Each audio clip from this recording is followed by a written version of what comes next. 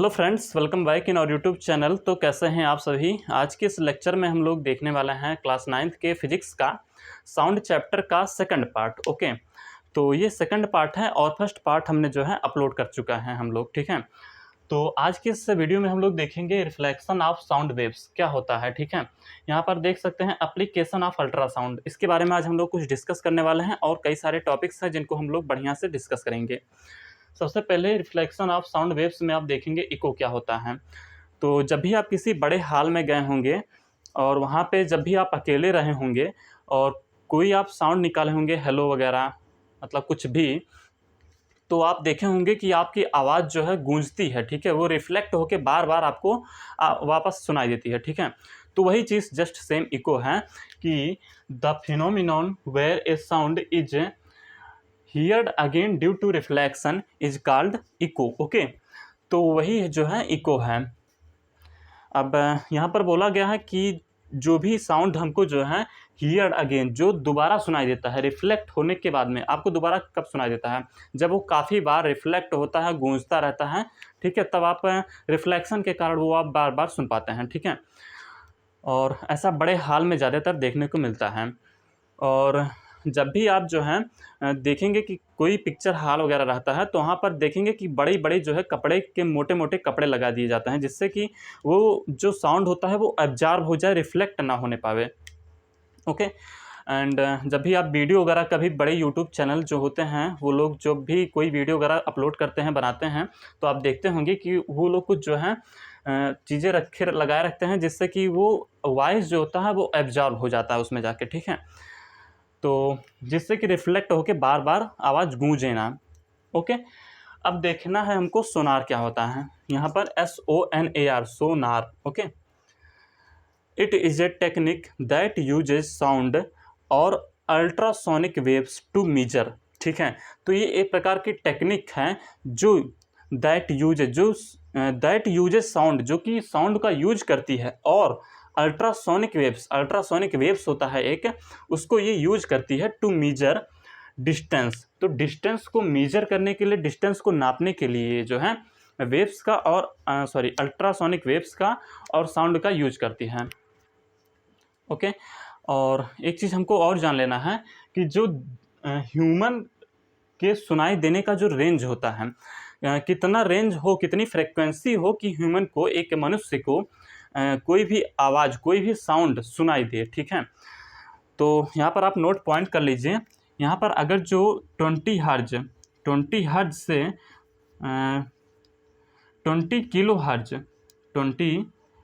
हर्ज की आवाज़ की फ्रीक्वेंसी, ठीक है, कोई साउंड की फ्रीक्वेंसी अगर जो इसके बीच में है, तब आपको जो भी वॉइस है कोई भी, वो आपको सुनाई देगी। ठीक है, तो यहाँ पर आप लोगों ने इको देख लिया और सोनार देख लिया। ठीक है, और इस तरीके से आप इको में समझ गए होंगे कि जो भी कोई वॉइस होता है, कोई भी साउंड होता है, उसमें रिफ्लेक्शन का गुण होता है, वो रिफ्लेक्ट करता है।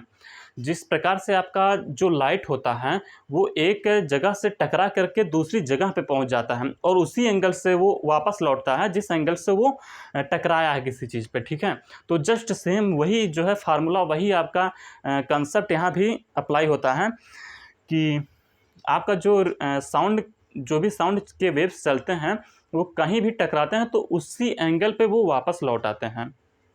ठीक है, अब हम लोगों को देखना है एप्लीकेशन ऑफ अल्ट्रासाउंड। ठीक है, अल्ट्रासाउंड आप लोग जानते होंगे, ज़्यादा बताने की तो ज़रूरत है नहीं, लेकिन फिर भी चलिए। Scanning images of human organs, जो ह्यूमन के ऑर्गन्स होते हैं, जैसे टूटा फूटा कहीं रहता है तो उसकी जाँच करने के लिए अल्ट्रासाउंड वगैरह की आवश्यकता पड़ती है। ओके, तो स्कैन करने के लिए इमेजेस को ह्यूमन ऑर्गन्स के। ठीक, और फिर सेकंड है डिटेक्टिंग क्रैक्स इन मेटल ब्लॉक्स। ठीक है, किसी मेटल ब्लॉक्स में, किसी धातु के ब्लॉक्स में कभी कोई जो है टूटा फूटा है या फिर कहीं कोई क्रैक वगैरह आ गया है, तो उसको डिटेक्ट करने में अल्ट्रासाउंड का यूज किया जाता है। Cleaning parts that are hard to reach, जहाँ कोई जगह ऐसी है जो कि हम वहाँ पे साफ़ सफाई नहीं कर सकते हैं, वहाँ पे हम नहीं पहुँच सकते हैं, तो अल्ट्रासाउंड वेव्स का जो है आप यूज करके उस जगह को आप जो है बढ़िया तरीके से साफ़ कर सकते हैं। ओके, एक चीज़ कहना चाहते हैं भाई कि इतनी गर्मी में और इतना मेहनत करके आप लोगों के लिए हम जो है वीडियो प्लीज़ प्रोवाइड कर रहे हैं, तो एक रिक्वेस्ट है, विनम्र रिक्वेस्ट है आप सभी से, प्लीज़ वीडियो को लाइक कर दीजिए यार, एंड चैनल को सब्सक्राइब कर दीजिए प्लीज़, ठीक है। इससे हमारी जो है बहुत ज़्यादा मदद मिलेगी और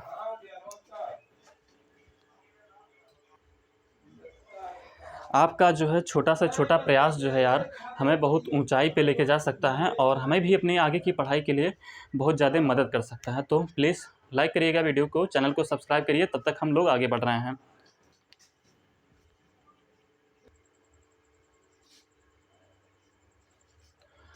तो अब हम लोग देखने वाले हैं रिवर्बरेशन, ठीक है। रिवर्बरेशन, ठीक। अब इसका क्या मतलब होता है कि the persistence of sound because of multiple reflection is called reverberation, ठीक। तो यहाँ पर एग्जांपल भी दिया है, auditorium and a big hall. तो जब भी आप किसी, वही हमने बताया कि जब भी आप किसी बड़े हॉल में जाते हैं तो आपको जो वॉइस होती, जो वहाँ के साउंड होती हैं, जब भी आप साउंड प्रोड्यूस करते हैं कहीं से, तो वो बार बार जो है रिफ्लेक्ट होती है, बार बार वो जो है रिपीट करके आपको सुनाई देती हैं। तो वही कंसेप्ट बताया गया है, रिवर्बरेशन, ठीक है। तो आपने इस चीज़ को पहले भी समझ चुके हैं। इसका एग्जाम्पल भी आप नोट डाउन कर लीजिए एंड अपने कॉपी में बढ़िया तरीके से इसको नोट कर लीजिए। सबसे इम्पॉर्टेंट है डॉपलर इफेक्ट, सबसे ज़्यादा इम्पॉर्टेंट है डॉपलर इफेक्ट। इसको आपको बिल्कुल बहुत ही इत्मीनान से, बिल्कुल ध्यान से समझना होगा। डॉपलर इफेक्ट क्या होता है? If either the sound of if either the source of sound or the observer is moving, then there will be a change in frequency and wavelength for the observer। यानी कि जब भी कोई observer move, यानी observer मतलब क्या होता है? जो ऑब्जर्व करने वाला होता है, किसी चीज़ को ऑब्जर्व करता है, मतलब समझ रहे होंगे, किसी चीज़ को ग्रहण करता है, ठीक है। तो जो ऑब्जर्वर होता है, अगर जो कहीं से साउंड निकल रही है और ऑब्जर्वर या फिर साउंड दोनों लोग मूव कर रहे हैं रिस्पेक्टिवली, दोनों साथ में जो है मूव कर रहे हैं, तो वहाँ पे आपका वेवलेंथ भी चेंज होता है एंड आपकी फ्रीक्वेंसी भी चेंज होती है।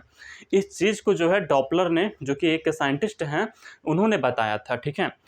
तो इस तरीके से डॉपलर इफ़ेक्ट जो है, इस कंसेप्ट का नाम पड़ गया। अभी हम इसको बढ़िया से समझने वाले हैं कि अगर जो आप कभी भी कहीं रास्ते में जा रहे हैं, ठीक है, और आपको कोई गाड़ी आ रही है, तो गाड़ी जैसे आपके पास आती है, ठीक है, तो आप उस चीज़ को बहुत तेज़ से ऑब्जर्व कर पाते हैं कि हाँ, गाड़ी की जो है मतलब साउंड इंक्रीज हो रही है, मतलब फ्रिक्वेंसी बढ़ रही है, ठीक है, और वेवलेंथ भी जैसे जैसे वो आपके पास आता है, ठीक है, और आप उसके पास जाते हो, तो वो उसकी जो है मतलब आप ज़्यादा अच्छे तरीके से उसको आप समझ पाते हो।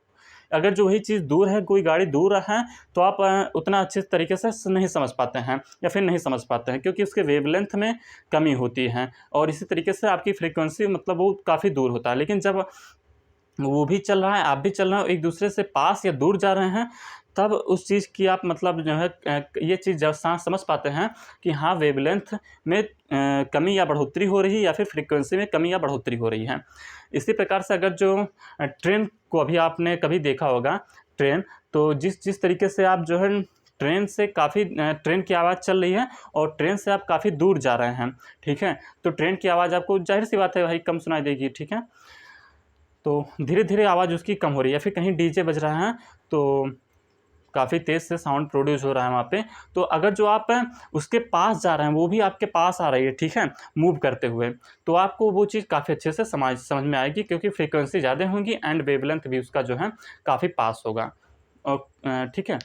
और अब वही अगर जो आप उससे दूर जाएंगे तो आपको कम सुनाई देगा, क्योंकि वेवलेंथ में कमी आएगी एंड फ्रीक्वेंसी में भी जो है कमी आएगी। ओके, तो इस तरीके से आपने कंसेप्ट को समझ लिए होंगे। डॉपलर इफेक्ट भी आपका जो है कंप्लीट हो चुका होगा, अच्छे से समझ में आया होगा, आई होप। ओके, तो अगर वीडियो अच्छी लगी हो तो एक हमारी इतने बड़े मेहनत का आप एक लाइक करके जो है रिस्पॉन्स कर सकते हैं हमको, एंड चैनल को सब्सक्राइब कर सकते हैं, ठीक है। इतनी हेल्प हमारे लिए बहुत ज़्यादा हो जाएगी, आपकी छोटी छोटी हेल्प। सपोर्ट बनाए रखिएगा, फिर मिलेंगे नेक्स्ट वीडियो में, तब तक के लिए बाय बाय, टेक केयर।